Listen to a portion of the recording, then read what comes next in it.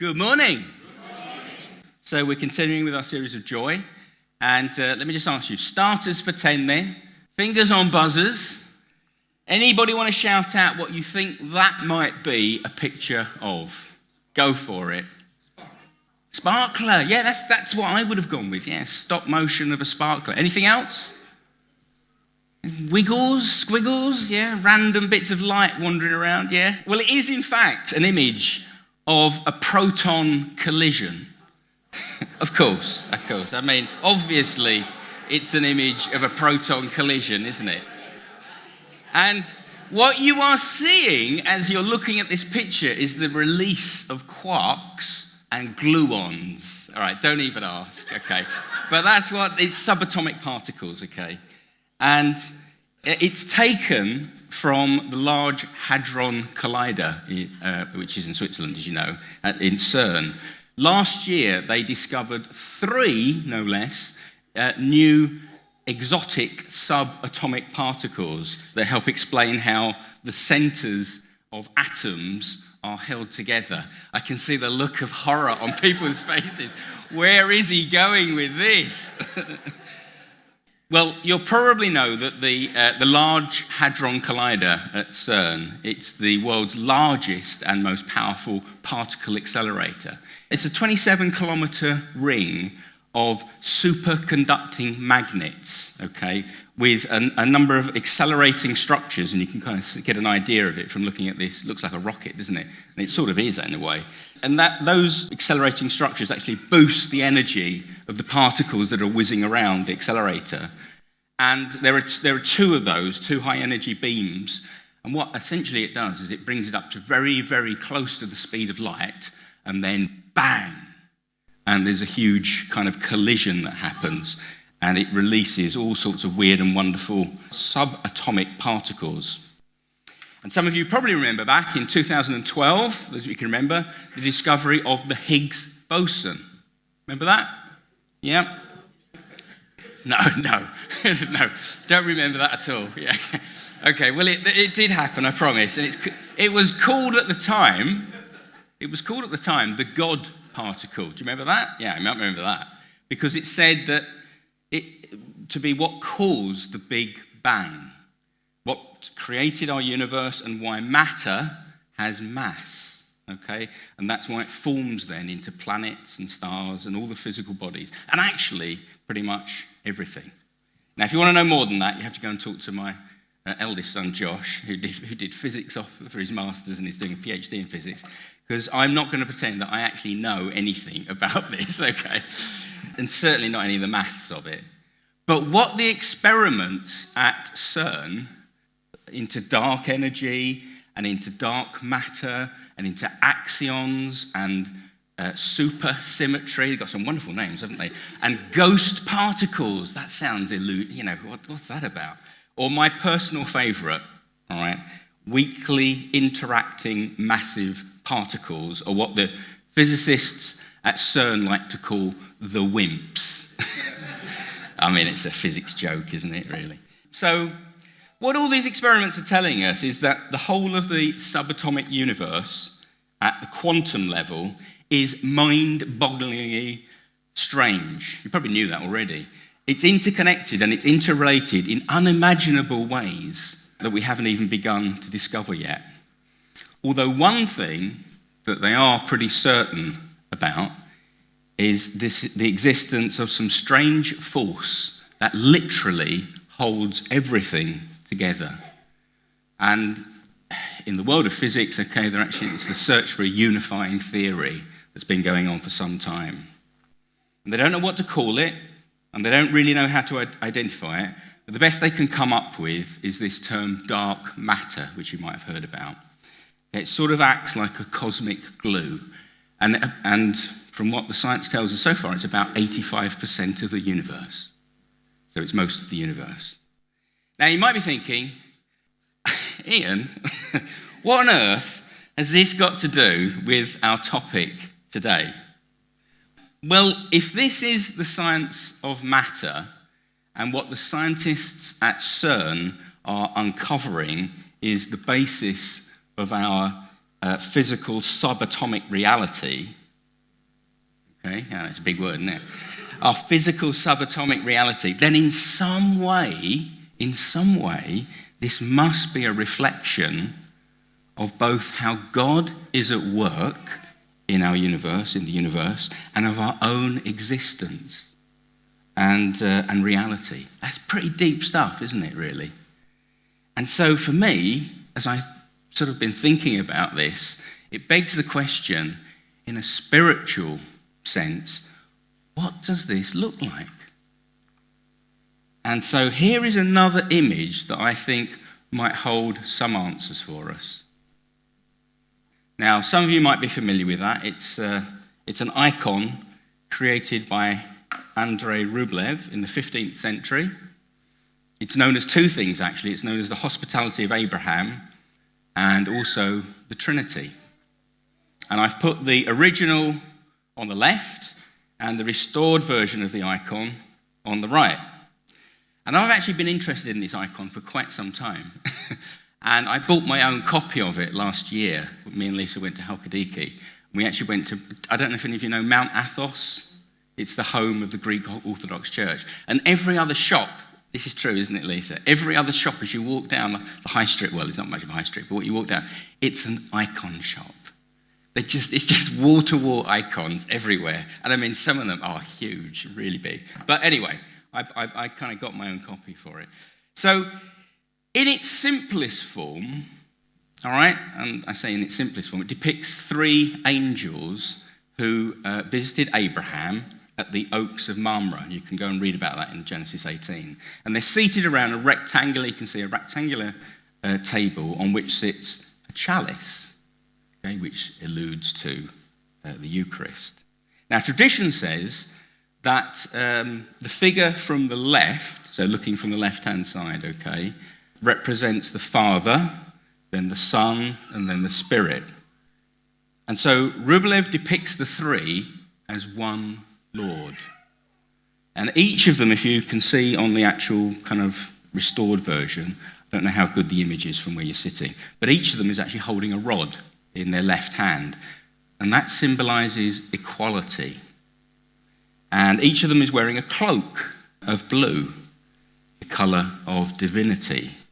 And if you look closely, I know you may not be able to see it from here, but if you could look closely, you'll see that each has identical faces depicting oneness. And if you look closely at those faces, particularly at their hands as well, actually, they are gender neutral.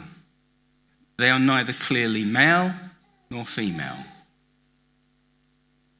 Now, there is a beautiful circular movement in the icon between the Father, the Son, and the Spirit. And the Son and the Spirit incline their heads towards the Father, and then he directs his gaze back at them. The Father blesses the Son accepts the cup, okay, in the center of the table, the cup of sacrifice. His hand is out to take it, okay, and the Spirit comforts the Son in his mission. So it's rich, it really is. I mean, I can't even begin to. The people have written whole books on this, okay? It is so rich with symbolism. It's probably one of the most well-known icons. And it's rich also with very deliberate use of perspective. Now, one of my kind of favorite people that I read, or I've read, is the theologian Henry Nouwen. And I know some of you will have come across him. And he as he gazed into this icon, he reflected on the joy that he felt of being drawn into the circle, this circle of kind of divine love between the three. And the space here at the front, okay, is left for us. And the more he looked at this image, the more he came to realize it wasn't just a painting or some helpful visual explanation of a difficult doctrine, but rather a gentle invitation to enter into, to participate in this exchange taking place. Now, theologians in the early church were trying to get their heads around this relationship that we call the Trinity. And if any of you have ever been to a Greek, dancing display, if you're maybe on holiday or you've been to a Greek wedding, you'll have seen their distinctive way of dancing. It's called perichoresis. Peri, which means circular, Okay, so it's the idea of going around or circular. And choresis, which means to give way and come back. Okay, it's a sense of motion, backwards and forwards, giving and receiving, giving and receiving. Okay, it's where we get, of course, the word choreography. Now, there are usually at least 3 dancers with balalaika music playing in the background, just like that. You want to get up, don't you? And as they dance, they start to go in circles, don't they? It's kind of like the way that the rhythm of the music takes you, and they're weaving in and out this beautiful pattern of motion. And as that happens, the music gets faster and faster and faster and quicker and quicker and quicker. Sorry about that, I've got to stop it eventually. And all the while, they're staying in perfect rhythm and sync with one another. If they're doing it well, it looks good. And eventually, they're dancing so quickly that as you look at them, it sort of kind of becomes a blur. And that's the whole point. Okay? Their individual identities have become part of a much larger dance. And so it's kind of that intertwining. And the early church fathers looked at that, and mothers, and at that dance, the perichoresis, and they said, that is what the Trinity is like.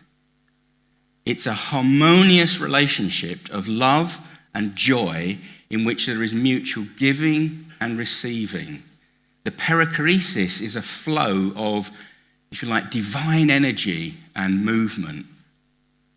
God not as a particle, but as the relationship between the particles, the Higgs boson, okay?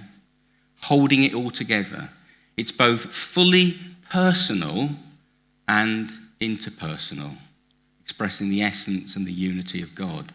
And so it's against this backdrop, this is why I've spent the time to sort of explain this to you, this image, this sense of movement, of mystical interconnectedness, and the joy of being drawn in and included in this divine dance and being welcome at the table. It's against that we get to our Bible reading and encounter that Jesus has in Luke's Gospel. So, picture the scene, if you will. It's the Sabbath, and Jesus has been invited into the home of one of the leading religious leaders in the village, probably along with family and friends, another guest. So he's sitting, or probably more likely at that time, reclining with them, eating, drinking, talking, the usual sort of thing you do. But the tension, we know because of the passages before in this verse, the tension is palpable. All eyes are on Jesus. They are watching his every move. They're just waiting for him to slip up. And then someone shouts out a promise that's in Scripture, in the book of Isaiah, whilst they're at the party. It's a vision of a great banquet at the end of time, overflowing with food and wine and laughter and joy, when all of God's people get invited to the party. And they called this, you've probably heard of it, the Day of the Lord. It's the banquet at the end of time. And so really what's going on here is that this is a question. It's a challenge directly to Jesus. Okay then, who gets invited to this party, Jesus? Who's in the dance? And so we're going to watch a clip from verse 16. Jesus replied, "A certain man was preparing a great banquet and invited many guests. At the time of the banquet, he sent his servant to tell those who'd been invited, 'Come, for everything is now ready.' But they all alike began to make excuses. The first said, 'I have just bought a field, and I must go and see it. Please excuse me.' Another said, 'I have just bought 5 yoke of oxen, and I'm on my way to try them out. Please excuse me.' Still another said, 'I just got married, so I can't come." The servant came back and reported this to his master. Then the owner of the house became angry and ordered his servant, "Go out quickly into the streets and alleys of the town and bring in the poor, the crippled, the blind, and the lame." "Sir," the servant said, "what you ordered has been done, but there is still room." Then the master told his servant, "Go out to the roads and country lanes and compel them to come in, so that my house will be full. I tell you, not one of those who were invited will get a taste of my banquet." Now, I don't know like you, but I quite like a good party. Yesterday, me and Lisa were at Lisa's and Matty's, Lisa's cousin and Matty's brother's wedding, Mark and his now wife, Debbie. And it was just great to be part of that. And I actually got to be an usher. I've never done that before. I had no idea what I was supposed to be doing, but it seemed to all go okay. It was a lovely wedding. And it was a lovely family affair, as often, of course, weddings are, particularly for all the Suttons who were there in force. And I was just thinking back, and I remember, it's quite a few years ago now, but I remember Lisa and myself, when he was alive, we organised an 80th birthday party for Lisa's dad, Jack. And we hired the hall, and we sorted out all the food and the drink and the entertainment, and then we sent out all the... and then Jack sent out all the invitations to family and friends. And so Lisa then sort of thought, okay, better just check on numbers here. So she said to her dad, "How many invitations, Dad, have you sent out so we can make sure that we've got enough food and drinks for all the guests?"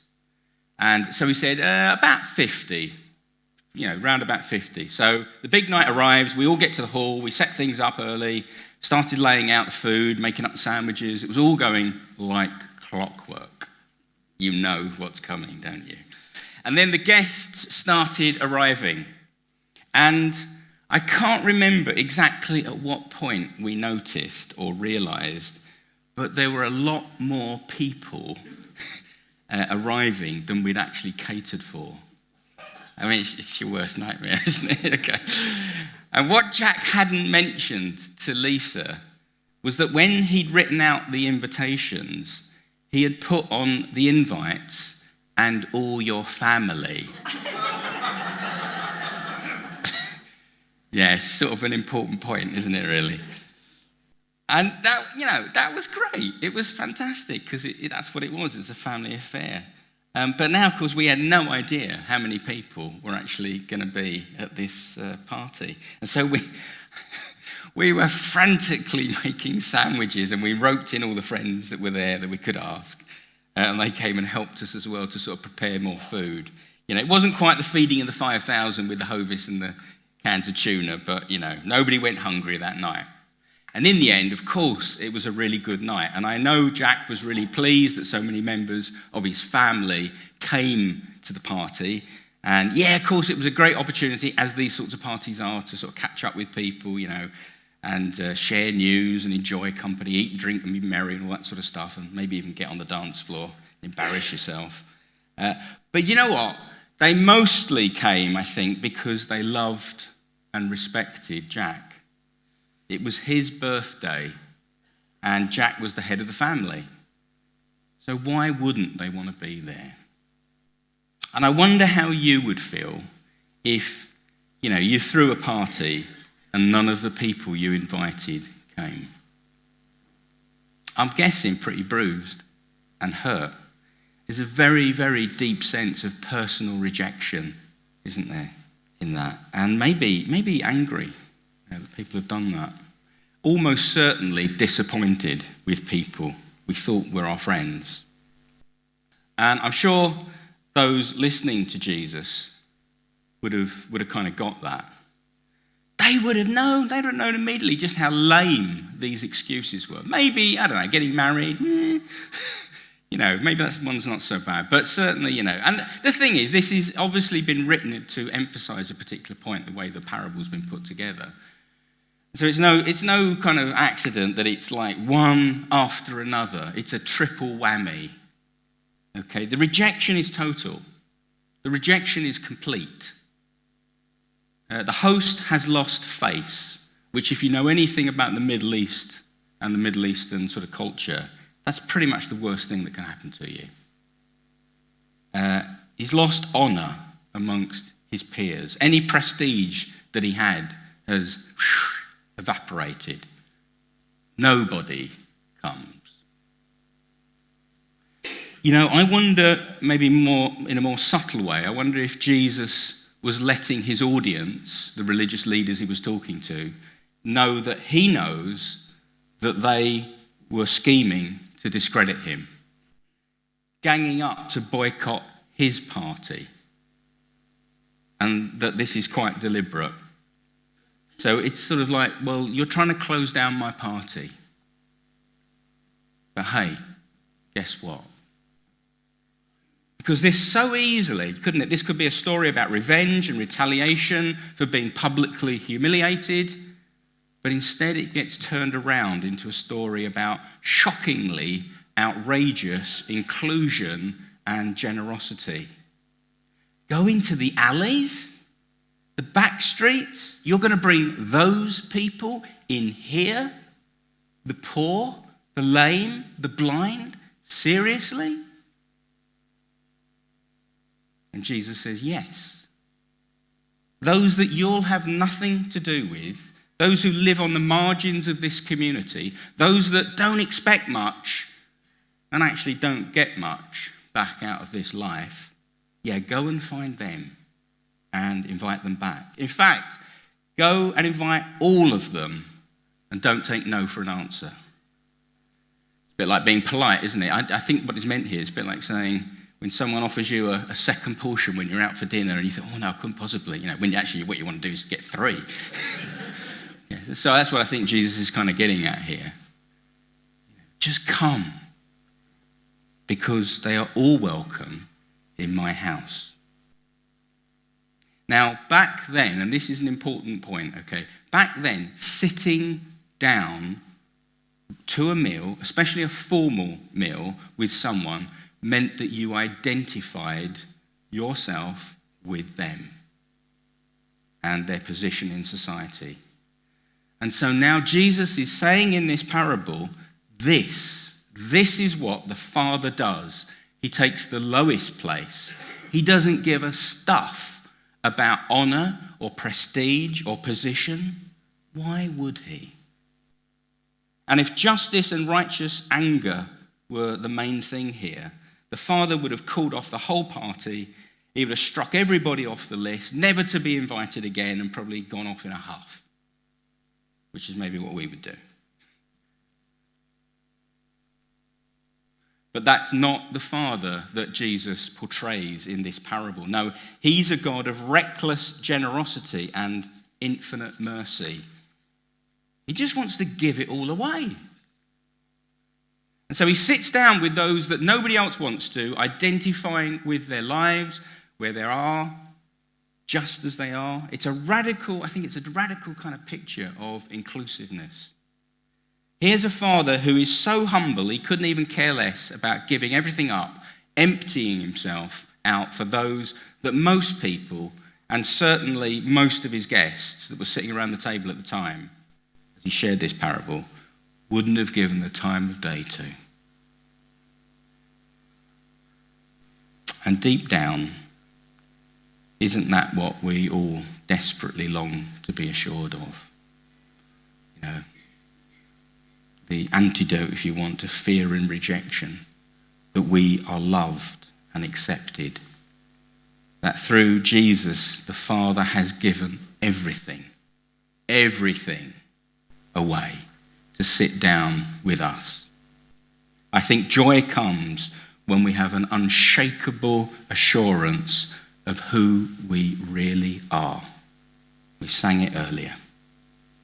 And what we're really worth to the one that we matter most to. When you know that, I think you can pretty much endure anything. And so you join in the dance. Now, I don't know if you've seen it, Yeah, who's seen the piano? Just quick hands up. Yeah, on Wednesday. Yeah, fantastic, wasn't it? There's a new show on Channel 4 if you haven't, okay?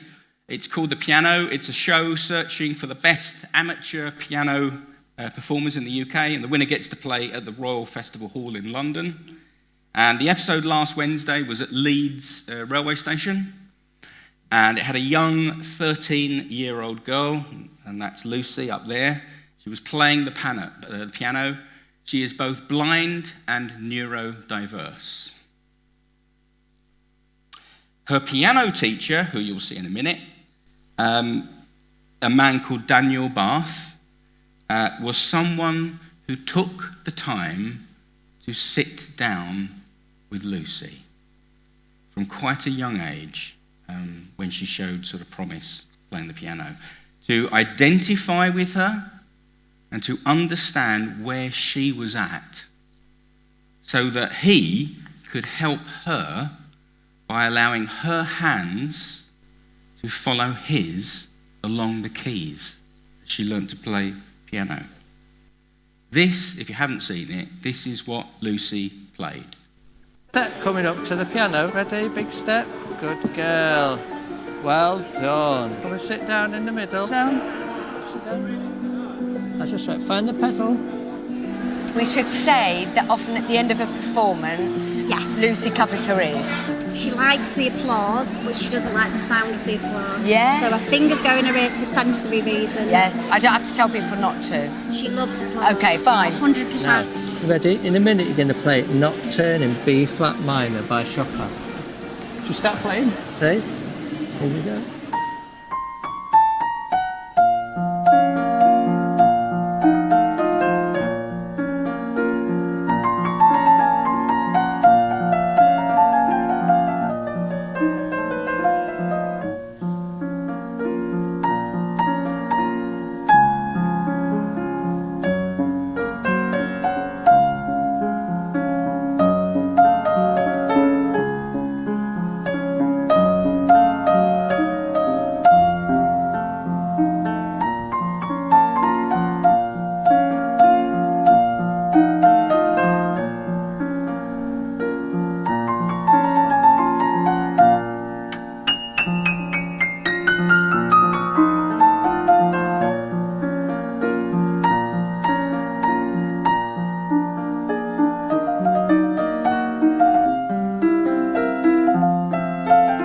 Unbelievable that she can play this piece.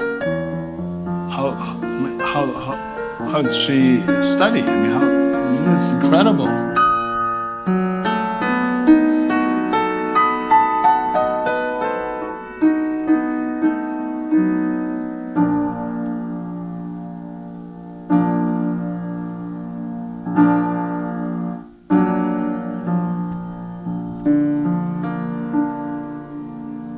Yes.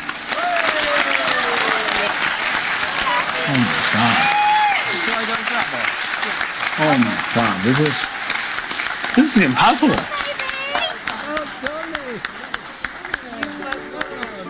Lucy, it was so lovely to meet you. You were tremendous. Yay! You clap. Only one though. Yeah. It's more, Better than none. it's more than I deserve. I'm speechless. I don't know what to say. I really don't know what to say. For two pernickety, opinionated pains in the arses to be completely flummoxed and speechless. Yeah. I mean,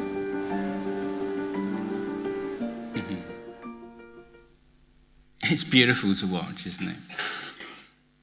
You can see, at least I can, I'm sure you can as well, just how much she's lost in wonder and joy as she plays. And I'm guessing that's how Lucy is able to express who she really is beyond all the physical and mental challenges that she has to deal with in her life. That's when Lucy gets to dance. Let me just read to you from the letter of Philippians. It's from chapter 2.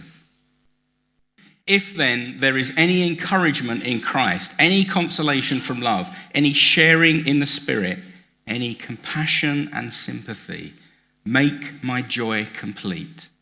Be of the same mind, having the same love, being in full accord and of one mind. Do nothing from selfish ambition or conceit, but in humility regard others as better than yourselves. Let each of you look not to your own interests, but to the interests of others. Let the same mind be in you that was in Christ Jesus, who, though he was in the form of God, did not regard equality with God as something to be exploited, but emptied himself, taking the form of a slave, being born in human likeness, and being found in human form, he humbled himself and became obedient to the point of death, even death on a cross.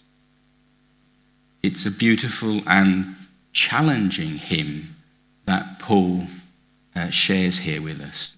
And just by way of illustrating something of what I think it means, let me just share with you another profound parable of our times. And it's adapted from a short story by Isaac Dinesen. It was made into a film. You may have seen it in 1987, but probably not, called Babette's Feast. And so we get into the story and we discover that its heroine, Babette, had until recently been one of the most celebrated chefs in Paris. But during the political riots there in 1871, she loses everything. She loses her restaurant, her livelihood, her family, everything. And she flees for her life to Denmark and is taken in by two aging sisters who have given their lives to trying to hold together the spiritual community that their father formed. And the remaining believers have grown old and gnarly. They are always bickering amongst themselves. And Babette tries as best she can to kind of lift their spirits, but nothing seems to turn the situation around. And then out of the blue, a letter arrives for Babette. And it informs her that she's won 3 million francs in the lottery back in Paris from a ticket she held. And then and there, she decides to treat these Danish peasants to a proper French dinner. And so she imports all the necessary ingredients for the seven course meal, okay, each with its own appropriate wines, champagnes, liqueurs, and also all the china dinnerware, the silver cutlery, the damask tablecloths, the crystal glassware, everything. And the film zeroes in on the banquet table as the astounded Danish peasants are suddenly faced with this extravagant feast of abundance. And at first they're frightened and they're suspicious. By little, their mood kind of mellows and they slowly relax into gratitude and forgiveness. And the last scene of the banquet has them all kind of stumbling around, a little bit worse for wear, but full of joy. And they go out into the village square where they form a circle around the fountain. That's interesting. And they begin to sing and dance together. After all these years, they have finally touched the wellspring. And their hearts are overflowing with joy. And then someone turns to Babette and says, well, I guess you'll be leaving us now that you're a rich woman. Rich? Says Babette. No, I'm not rich. I spent every penny I had on that banquet, 3 million francs. It's a reckless, extravagant sacrifice. And in one sense, it just seems so wasted on these poor peasants that can't really begin to comprehend the magnitude of the gift that they've received. But the banquet table is set before them anyway. It's her no-holds-barred generosity that Babette offers these broken, dispirited souls a taste of reassurance and joy that their long years of faithfulness have not been in vain. I think Babette mirrors to them what God is like. what love is like, what it truly means to be human. And she does it precisely by giving everything away in a single act of extravagant abundance. We serve a God who pours himself out for us in self-emptying love and sacrifice, and then invites us to come and join in, to sit down and break bread. So how will we respond to this? How might we reflect that in the way that we live? And who will we take time to sit down with?